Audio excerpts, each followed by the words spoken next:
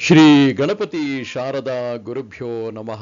ಶ್ರೋತೃಗಳಿಗೆ ಶಂಕರಾಚಾರ್ಯ ವಿರಚಿತ ಸೌಂದರ್ಯ ಲಹರಿಯಲ್ಲಿ ಅಷ್ಟಸಿದ್ಧಿ ಲಾಭ ಮತ್ತು ಪರಕಾಯ ಪ್ರವೇಶ ಫಲವನ್ನು ನೀಡುವ 30ನೆಯ ಶ್ಲೋಕಕ್ಕೆ ಸ್ವಾಗತ.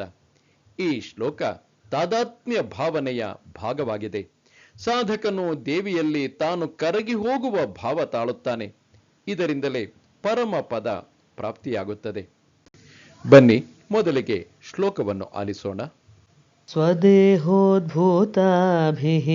ಘೃಣಿಭಿರಣಿಮಾದ್ಯಾಭಿರಭಿತಃ ನಿಷೇವ್ಯೇ ನಿತ್ಯೇ ತ್ವಾಂ ಅಹಮಿತಿ ಸದಾ ಭಾವಯತಿ ಯಃ ಕಿಮಾಶ್ಚರ್ಯಂ ತಸ್ಯ ತ್ರಿನಯನ ಸಮೃದ್ಧಿಂ ತೃಣಯತೋ ಮಹಾಸಂವರ್ತಾಗ್ನಿಃ ವಿರಚಯತಿ ನೀರಾಜನವಿಧಿಂ. ದೇವಿ ಕೊನೆ ಮೊದಲಿಲ್ಲದ ಮಹಿಮೆಯುಳ್ಳ ಚರಣಗಳಲ್ಲಿ ಜನಿಸಿದ ಅಣಿಮ ಲಘಿಮ ಮುಂತಾದ 8 ಬಗೆಯ ಐಶ್ವರ್ಯಗಳಿಂದ ಕೂಡಿದ ಕಾಂತಿಯುಳ್ಳ ನಿನ್ನನ್ನು ಯಾರು ಸೋಹಂ ಭಾವದಿಂದ ಸದಾ ಧ್ಯಾನಿಸುವರೋ ಅವರು ಸದಾಶಿವನ ಐಶ್ವರ್ಯವನ್ನು ಸಹ ಮೀರಿಸುವರು. ಅವರಿಗೆ ಪ್ರಳಯಾಗ್ನಿಗೆ ಆರತಿ ಬೆಳಗುವುದು ಎನ್ನುವುದರಲ್ಲಿ ಅತಿಶಯವೇನೂ ಇಲ್ಲ. ಅವರೇ ನಿತ್ಯ ಯೋಗೀಶ್ವರರು ಎಂಬ ಭಾವ ಇಲ್ಲಿ ವ್ಯಕ್ತವಾಗಿದೆ. ಈ ಶ್ಲೋಕವನ್ನು ಜಪಿಸಿ ಅದರಿಂದ ಫಲವನ್ನು ಪಡೆಯಲು ಅಪೇಕ್ಷಿಸುವವರು ಈ ಶ್ಲೋಕದ ಪ್ರತಿ ಪದದ ಅರ್ಥವನ್ನು ಅರಿತಿದ್ದರೆ ಸಹಾಯವಾಗುತ್ತದೆ. ಅರ್ಥಾನುಸಂಧಾನದಿಂದ ಶ್ಲೋಕ ಜಪ ಇನ್ನಷ್ಟು ಪರಿಣಾಮಕಾರಿಯಾಗಿರುತ್ತದೆ. ಈ ಕಾರಣದಿಂದ ಇದೇ ಶ್ಲೋಕದ ವಿಸ್ತಾರ ಪದಶಃ ಅರ್ಥವಿರುವ ಪ್ರತ್ಯೇಕ ವಿಡಿಯೋವೊಂದನ್ನು ಮಾಡಲಾಗಿದ್ದು, ಆ ವಿಡಿಯೋದ ಲಿಂಕ್ ಕೆಳಗಡೆ ಡಿಸ್ಕ್ರಿಪ್ಷನ್ ಬಾಕ್ಸ್ನಲ್ಲಿರುತ್ತದೆ. ತಾವು ಅದನ್ನು 10 ಬಾರಿ ಕೇಳುವ ಮೂಲಕ ಅರ್ಥವನ್ನು ಚೆನ್ನಾಗಿ ಮನದಟ್ಟು ಮಾಡಿಕೊಂಡು ಆ ಮೂಲಕ ನಿಮ್ಮ ಶ್ಲೋಕ ಜಪ ಸಾಧನೆಯನ್ನು ಇನ್ನಷ್ಟು ಪರಿಣಾಮಕಾರಿಯಾಗಿರುವಂತೆ ನೋಡಿಕೊಳ್ಳಬಹುದು. ಇನ್ನು ಈ ಯಂತ್ರ ವರ್ಣಿಸಲಾಗದ ವಿಶಿಷ್ಟವಾದ ಆಕಾರದಲ್ಲಿದೆ.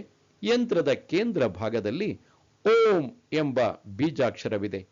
ಈ ಯಂತ್ರವನ್ನು ಬಂಗಾರದ ತಗಡಿನಲ್ಲಿ ಕೆತ್ತಿಸಿ ಪೂಜಿಸಬೇಕು. ಬೀಜಾಕ್ಷರ ಓಂ. ಪೂಜಾವಧಿ ಸಾಮಾನ್ಯವಾಗಿ 45 ದಿನಗಳು. ಕೆಲವೊಮ್ಮೆ ವಿಶೇಷ ಸಂದರ್ಭಗಳಲ್ಲಿ 96 ದಿನವೂ ಪೂಜೆ ಮಾಡಬೇಕಾಗಿ ಬರಬಹುದು. ಜಪ ಸಂಖ್ಯೆ ಪ್ರತಿನಿತ್ಯವೂ 2005.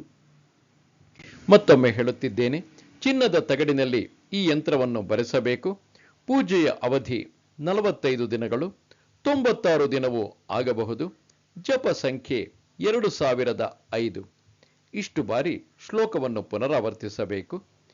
ಈ ಶ್ಲೋಕ ಜಪದ ಪೂರ್ವದಲ್ಲಿ ಬಳಸಬೇಕಾದ ಋಷಿ ಛಂದಸ್ಸು, ಕರನ್ಯಾಸ, ಅಂಗನ್ಯಾಸ, ಧ್ಯಾನ ಶ್ಲೋಕ, ಪಂಚೋಪಚಾರ ಇವುಗಳಿಗೆ ಸಂಬಂಧಿಸಿದಂತೆ ಪೂಜಾ ವಿಧಿ ಎಂಬ ಪ್ರತ್ಯೇಕ ವಿಡಿಯೋವೊಂದನ್ನು ಮಾಡಲಾಗಿದ್ದು, ಅದರ ಲಿಂಕ್ ಕೆಳಗಡೆ ಡಿಸ್ಕ್ರಿಪ್ಷನ್ ಬಾಕ್ಸ್ನಲ್ಲಿರುತ್ತದೆ.